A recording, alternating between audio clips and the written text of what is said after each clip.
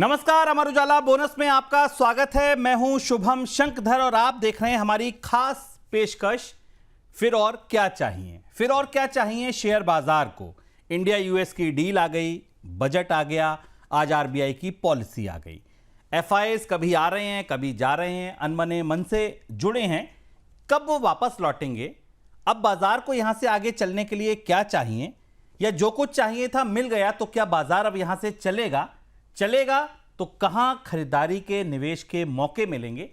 तमाम ये वो सवाल हैं जो इस समय निवेशकों के जहन में घूम रहे हैं, और इन सवालों के जवाब देने के लिए आज हमारे साथ इस खास पेशकश में बाजार के दिग्गज जानकार विशेषज्ञ सुदीप बंदोपाध्याय जी जुड़ गए। सर, बहुत स्वागत है आपका। सुदीप सर, पहला सवाल, आज सबसे लेटेस्ट खबर आरबीआई की पॉलिसी से शुरू करते हैं। आरबीआई की पॉलिसी में उम्मीद नहीं थी और वैसा ही हुआ। रेपो रेट को बिना चेंज करे जहां थी वहीं रखा गया। ये कहा गया कि अभी जो पुराना ट्रांसमिशन है वही पूरा नहीं हुआ है और अभी कोई जल्दबाजी नहीं है। ग्रोथ का, इन्फ्लेशन का जो टारगेट था उसको भी थोड़ा सा अपवर्ड रिवीजन किया गया, लेकिन कोई उसमें बड़ा बदलाव नहीं किया गया। हाँ, पॉलिसी को लेकर जरूर एक खास बात कही गई कि मध्यम अवधि में इसका असर दिखेगा। पॉलिसी ऐसी ही एक्सपेक्ट कर रहा था मार्केट, या आपको लग रहा है कि नहीं, कुछ गुंजाइश थी या कुछ ऐसे हिस्से थे जहां बाजार को उम्मीदें थीं? ये बाय एंड लार्ज पॉलिसी इसी लाइन पे होगा, ये बाजार को एक्सपेक्टेड था। रेट में कोई चेंज नहीं होगा, ये बहुत साफ था। अगर आप 100% विशेषज्ञ से बात करते पॉलिसी के पहले, वो शायद 100% आपको कहते कि रेट में कोई चेंज नहीं होगा, क्योंकि उसकी कोई कारण नहीं थी, गुंजाइश भी नहीं थी। एक चीज पे बाजार को थोड़ा निराशा हुआ है, वो है लिक्विडिटी। उम्मीद ये था कि लिक्विडिटी एनहांस करने के लिए कुछ मेजर्स, ठोस कदम आरबीआई की तरफ से लिए जाएंगे, पर उस पे आरबीआई ने कुछ कमेंट नहीं किया, कुछ कदम उन्होंने नहीं लिया। शायद उन लोगों को लगा कि अभी के लिए लिक्विडिटी काफी है और बढ़ाने की जरूरत नहीं है, थोड़ा बहुत वेट एंड वॉच मोड पे रहेंगे। इसीलिए शायद इन्होंने आरबीआई की तरफ से इस पे कोई अनाउंसमेंट नहीं आया। मार्केट ने भी इसको डाइजेस्ट कर लिया कह सकते हैं, पर थोड़ा बहुत निराश इसी एक चीज को लेके आरबीआई पॉलिसी में मार्केट को लगा था। बाजार में सर अभी पिछले एक दो इवेंट्स अगर आप देखें तो कोई भी चीज ऐसी नहीं आ रही है जिसने खुले दिल से कहिए या खुले मन से कहिए बाजार का स्वागत किया। जैसे यूएस की और इंडिया की डील हो गई, बहुत दिन से इंतजार था, डील हुई, लेकिन फाइन प्रिंट्स नहीं आए। बजट में बहुत कुछ आया, लेकिन ऐसा कुछ नहीं आया जो सीधे बाजार को बूस्ट दे, बल्कि एक एसटीटी का कैविएट और आ गया जिसने बाजार का मूड बिगाड़ दिया। अब आज आरबीआई की पॉलिसी आई तो ठीक है, by and large policy okay थी, लेकिन लिक्विडिटी नहीं आई। बाजार, आपको लग रहा है सर कि कोई एक ऐसा ट्रिगर उसको चाहिए ऊपर जाने के लिए? अगर कुछ बहुत खराब नहीं है तो कुछ बहुत अच्छा भी नहीं है, इसलिए ये दुविधा, ये असमंजस है। शुभम जी, कुछ हद तक आप जो कह रहे हैं बिल्कुल सही कह रहे हैं। बाजार, आप जैसे बिल्कुल सही एनालिसिस किया कि बजट में बजट ठीक ठाक था, पर एसटीटी बढ़ाने के कारण बाजार को बहुत निराशा इस बजट से हुआ, क्योंकि ये एक्सपेक्टेड नहीं था, बल्कि कैपिटल गेन्स टैक्स हटाने की उम्मीद थी, उसके बजाय एसटीटी बढ़ा दिया गया। तो ये बहुत ही बाजार के लिए नेगेटिव था, और बाजार ने इसीलिए उसका रिएक्शन भी जबरदस्त नेगेटिव दिया था। इसके बाद यूएस इंडिया का ट्रेड डील अनाउंस किया गया, बाजार ने बहुत जबरदस्त थम्स अप दिया, पर अनफॉर्चुनेटली उसके कुछ डिटेल जो क्लॉजेस हैं, डिटेलिंग कुछ हुआ नहीं, और बाद में बाजार को मालूम पड़ा कि अभी भी इसमें डिटेलिंग का काम कंप्लीट नहीं हुआ, शायद कुछ एरियाज में शुरुआत भी नहीं हुआ, और इसमें टाइम लगेगा। तो बाजार उसमें भी थोड़ा निराशा आप कह सकते हैं। उम्मीद है फ्यूचर के लिए, बट कोई डिटेल्स मालूम नहीं है, तो अनसर्टेनिटी बरकरार है। आरबीआई पॉलिसी का तो जिक्र हम लोग कर चुके हैं, पर और एक इस सब के साथ शुभम जी, और एक खास मुद्दा है जिसपे हम लोगों को ध्यान देना चाहिए, और बाजार इस पे बहुत ध्यान दे रहा है, वो है कॉर्पोरेट रिजल्ट्स जी। Q3 के नतीजे लगभग 60-70% नतीजे आ चुके हैं, और बाय एंड लार्ज थोड़ा बहुत एक्सपेक्टेशन से नीचे है, एक्सपेक्टेशन के आसपास है, पर ऐसा कोई खास नतीजे नहीं आए जो कि ब्रेकआउट में बाजार को हेल्प करे। अब उम्मीद बन रहे हैं कि चौथे क्वार्टर में शायद नतीजे अच्छे आएंगे और उसके बाद ब्रेकआउट देखने को मिलेगा, क्योंकि यहाँ पे आपको ध्यान में रखना होगा कि इंडियन मार्केट में वैल्यूएशन अभी भी सस्ते नहीं है। अगर आप कंपेयर करें कोरिया, ताइवान, जापान, चाइना और किसी भी मार्केट के साथ साउथ ईस्ट एशिया के, तो उसके कंपैरिजन में इंडियन मार्केट में वैल्यूएशन अभी भी ज्यादा है। और इसके कारण जो विदेशी निवेशक हैं उनके लिए इंडिया अभी भी अट्रैक्टिव नहीं हुआ। हाँ, US India trade deal announcement के बाद एक पॉजिटिव मूड, माहौल, मोमेंटम बना है, थोड़ा बहुत खरीदारी भी कर रहे हैं, बिकवाली में भी थोड़ा बहुत कम हो गया है, पर खुल के खरीदारी जो हम लोगों को लगता है कि जो वैल्यूएशन ठीक होने के बाद ही होगा, उसके पहले खुल के खरीदारी एफआईआईज की तरफ से शायद नहीं आएगा। डोमेस्टिक इन्वेस्टर्स भी थोड़ा बहुत कॉशियस स्टैंड ले रहे हैं क्योंकि वैल्यूएशन ऊपर है और जो भी न्यूज फ्लो था वो कुछ हद तक आ चुका है और यूएस ट्रेड डील अभी भी डिटेल आना बाकी है। तो इसीलिए सेक्टर स्पेसिफिक काम हो रहा है, पर बाय एंड लार्ज अगर आप निफ्टी की बात करें तो वहां पे ऐसा कुछ बहुत ज्यादा पॉजिटिव देखने को नहीं मिला।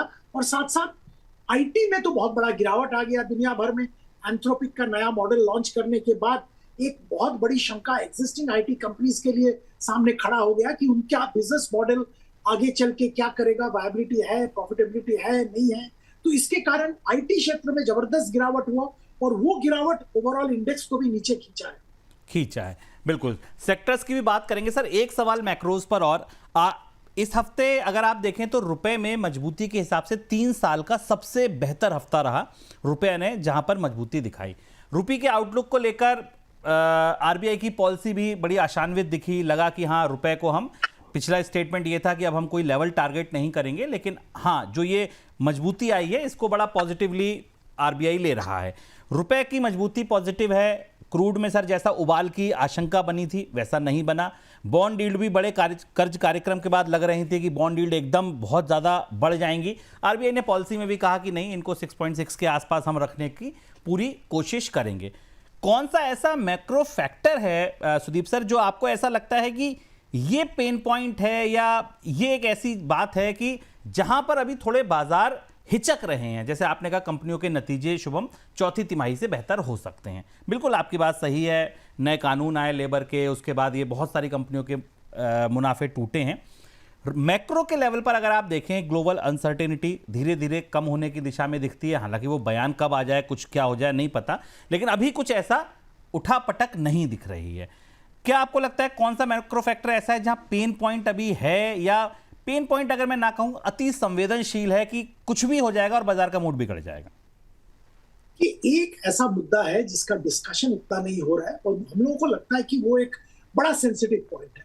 इंडिया का nominal GDP growth double digit के नीचे आ गया है। अब देखिए, ग्रोथ का फोरकास्ट आरबीआई इकोनॉमिक सर्वे हर जगह पे रियल जीडीपी ग्रोथ 7.4% कहा गया है और इन्फ्लेशन के आंकड़े लगभग 2% के आसपास। तो ये नॉमिनल जीडीपी ग्रोथ आपको 9.9 से 9 से 10 के बीच में आ गया है, जो कि डबल डिजिट के नीचे है।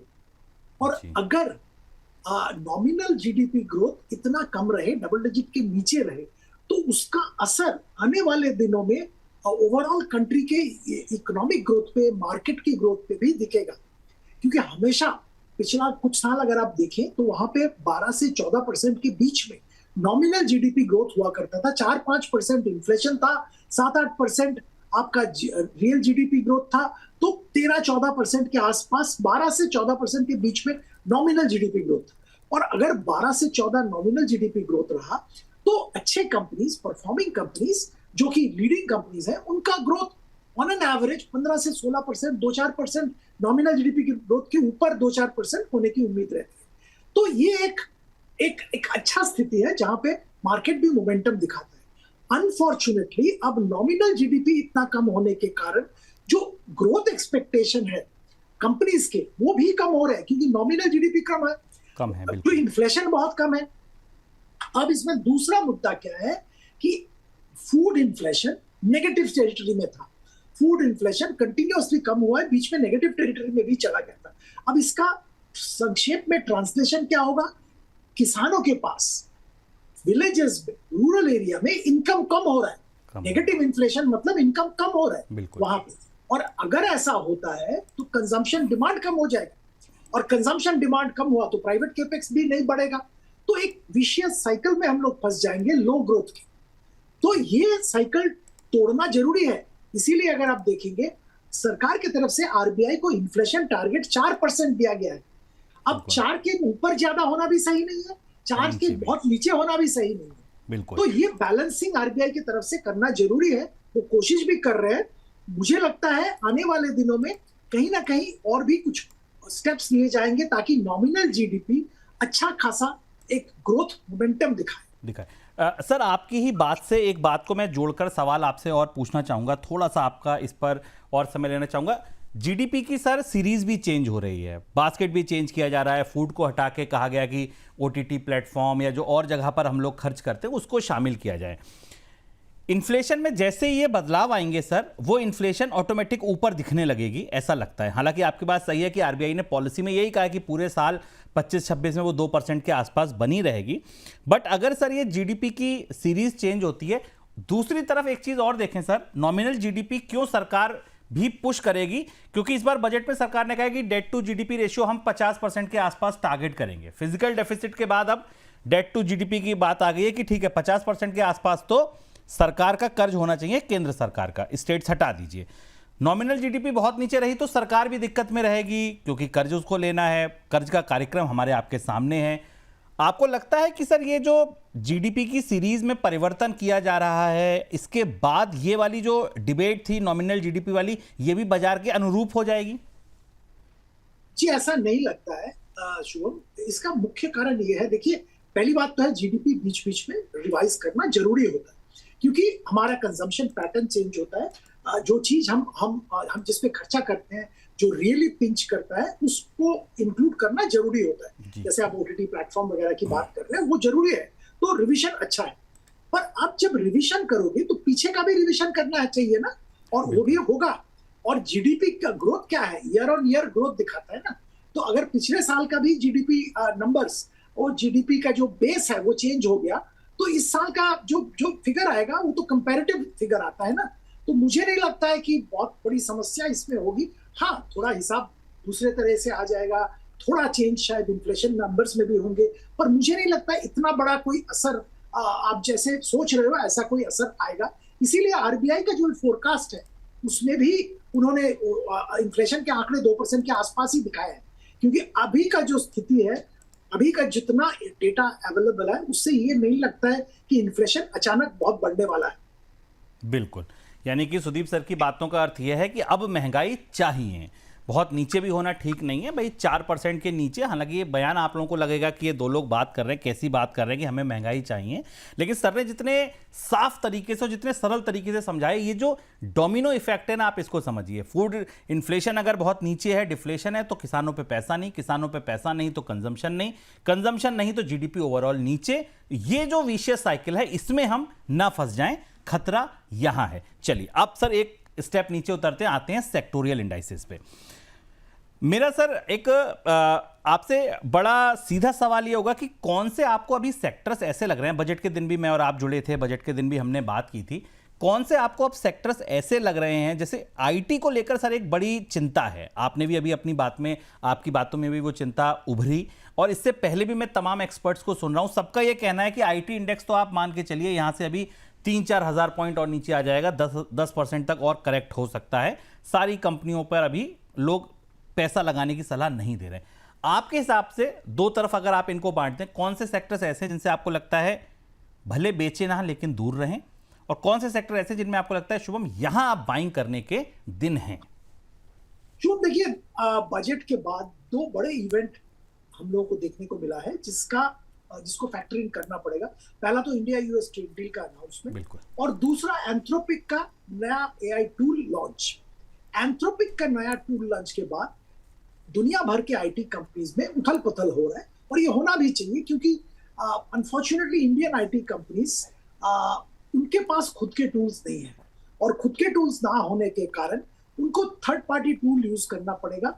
ओवरऑल मार्जिन पे प्रेशर आएगा, कस्टमर की तरफ से भी प्रेशर आएगा मार्जिन और रिड्यूस करने के लिए, रेवेन्यू कम होगा, मैन पावर दूसरे तरह से करना पड़ेगा, और बहुत सारे ऐसे चेंजेस करने पड़ेंगे। हर कंपनी अपना अपना स्ट्रेटेजी बना रहा है, हर कंपनी अपना अपना वे में इसको हैंडल करने की कोशिश कर रहा है, और इवेंचुअली मैं ये कॉन्फिडेंट हूं कि इंडियन आईटी कंपनीज, दिग्गज आईटी कंपनीज संभाल भी जाएंगे, संभल लेंगे, सिचुएशन हैंडल भी कर लेंगे, पर उसमें थोड़ा टाइम लगेगा। और ये टाइम में इनका रेवेन्यू कम होगा, मार्जिन कम होगा, परफॉर्मेंस में भी इसका नेगेटिव असर आएगा। तो ये माहौल और टाइम बिल्कुल सही नहीं है आईटी क्षेत्र में बड़ा एक्सपोजर लेने का। अगर आपके पास किसी कंपनी ने कोई अचानक कोई एआई टूल डिस्कवर किया या लॉन्च किया तो अलग बात है, तो उसका वैल्यूएशन, उसका परफॉर्मेंस, उसका हर चीज अलग हो जाएगा। पर जनरल आईटी कंपनीज जो कि सर्विस प्रोवाइडर है, जो कि बेसिकली आर्बिट्राज, कॉस्ट आर्बिट्राज के बेनिफिट लेके कामकाज कर रहे थे, उनके लिए दिक्कत वाली दिन आ गई है। अब आते हैं सेक्टर्स पे। इंडिया यूएस ट्रेड डील के बाद बहुत सारे सेक्टर में जबरदस्त छलांग लगाया है, जैसे textile, aqua, James and jewellery, ये सारे सेक्टर में अच्छा खासा मोमेंटम वापस आया है।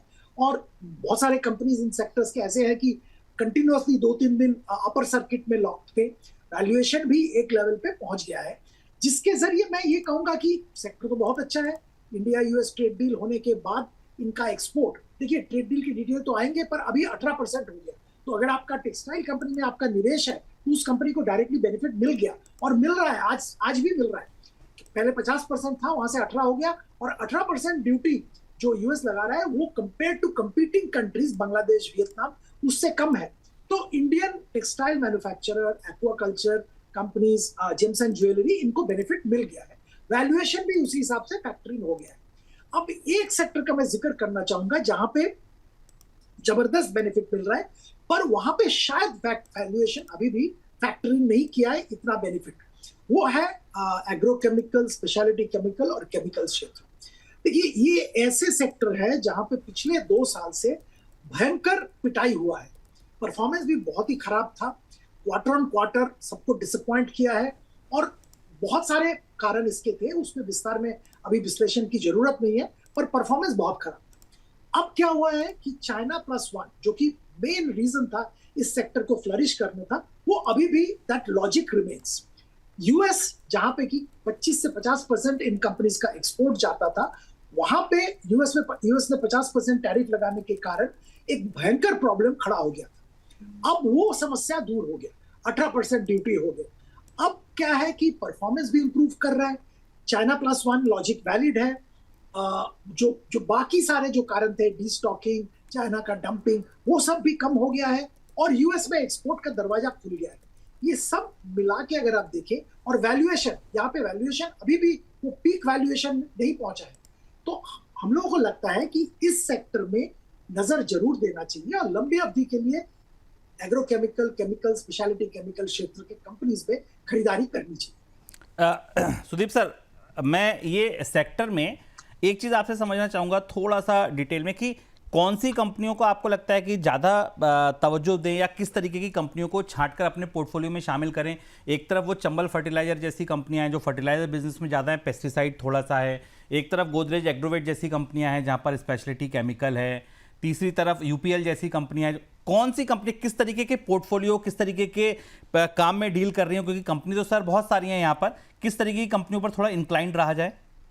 ये फर्टिलाइजर पे हमारा उम्मीद है, पर फर्टिलाइजर में बहुत रिफॉर्म होना बाकी है इंडिया में। मैं संक्षेप में कह रहा हूं कि फर्टिलाइजर में पिछले साल, मतलब ये जो हम जिस साल में अभी बैठे हैं, इससे पहले वाला साल FY25 में फर्टिलाइजर सब्सिडी सरकार का करीब 80 से 90 हजार करोड़ के बीच में था, और इस साल FY26 में वही सब्सिडी आके खड़ा हुआ है 1,80,000 करोड़ के आसपास। तो आप समझिए कितना सब्सिडी बढ़ गया है। और ये क्या है कि यूरिया जैसे फर्टिलाइजर ज्यादा यूज होने के कारण सब्सिडी बर्डन बढ़ता है, और यूरिया ज्यादा यूज होना जो सॉइल के लिए हानिकारक है।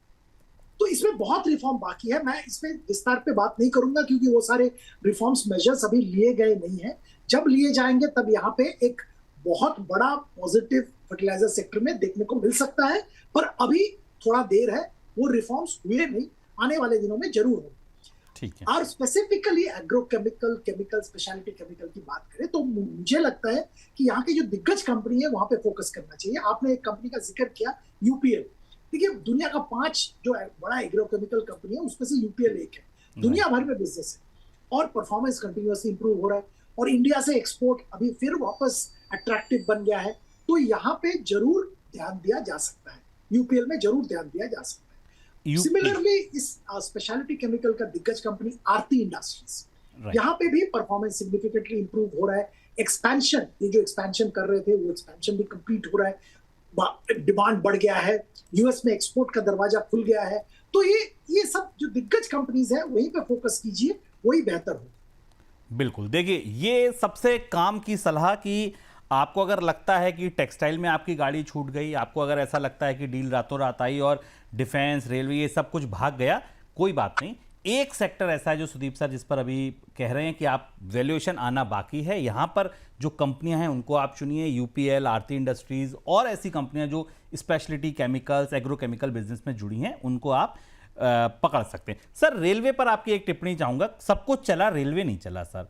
बजट से बड़ी उम्मीद थी, कुछ नहीं आया, पहले घोषणाएं नहीं हो, पहले बजट ही अलग आता था, फिर घोषणाएं अलग आई, इस बार कुछ भी बिल्कुल ऐसा लगा सर रेलवे का बजट जैसे आया ही नहीं, बहुत शांति से निकल गया। क्या आपको लगता है कि यहाँ जो कंपनियां हैं इनको अभी छोड़ देना चाहिए, एक दो क्वार्टर के लिए कंसोलिडेशन फेज से गुजर रही हैं, या आपको लगता है नहीं वैल्यू बाइंग शुभम यहाँ दिख रही है कहीं कहीं पॉकेट्स में? जी अनफॉर्चुनेटली वैल्यू बाइंग अभी तक नहीं दिख रहा है, क्योंकि वैल्यूएशन, अगर आपको याद होगा, रेलवे स्टॉक्स के वैल्यूएशन बहुत ही एलिवेटेड लेवल पे चला गया था, वहां से थोड़ा बहुत करेक्शन हुआ है, पर अभी भी ऐसा लेवल पे नहीं आया है जहां पे मैं सलाह दे पाऊं कि वहां पे खरीदारी की जाए। देखिए समस्या ऑर्डर की नहीं है, समस्या सरकार का स्पेंडिंग का नहीं है, या समस्या बाजार का बजट में अनाउंसमेंट का नहीं है, समस्या दूसरी जगह पे है, समस्या परफॉर्मेंस पे है, समस्या डिलीवरी पे है।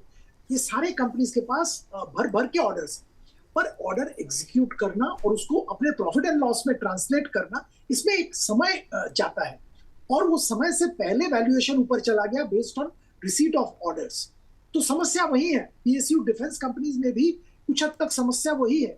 तो मैं यहाँ पे सतर्क रहने की सलाह दूंगा। अगर आप निवेशित है, तो अगर आपके लंबा नजरिया है तो निवेशित रहिए, कहीं ना कहीं आपको अच्छा वैल्यूएशन मिलेगा आगे चल के। बट अगर आपको अभी खरीदारी करनी है तो मैं यही कहूंगा कि थोड़ा इंतजार करिए, शायद वैल्यूएशन और भी अच्छा मिलेगा आपको लॉन्ग टर्म के लिए।